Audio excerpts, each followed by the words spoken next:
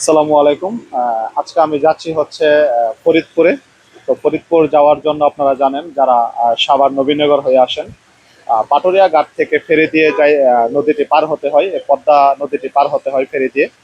তো ফেরির উপরে চারতলার ছাদের উপরে খুবই সুন্দর একটি দৃশ্য, আপনারা যারা যান সবসময় ওরা দেখেন।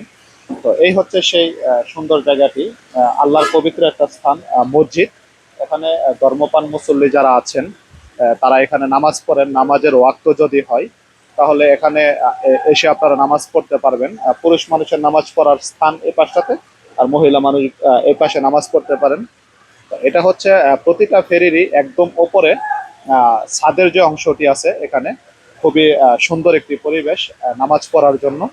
আর তাছাড়াও প্রতিটি ফেরির তিনতলার উপরে সামুদ্রিক ইলিশ মাছ দিয়ে আপনারা চাইলে ভাত খেতে পারবেন।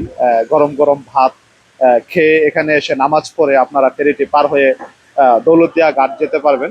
ওখান থেকে আপনারা গাড়িতে করে রাজবাড়ী, পাংশা বা ফরিদপুর উপজেলার দিকে আপনারা যাবেন।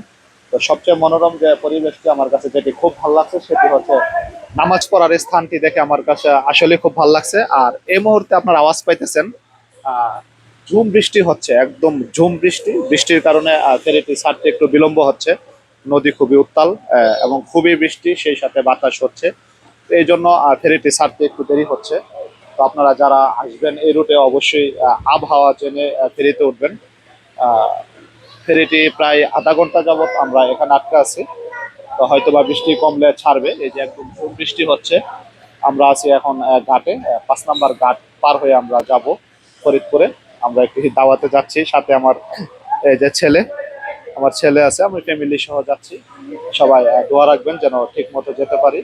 সবাই সুস্থ থাকবেন, ভালো থাকবেন। আসসালামু আলাইকুম।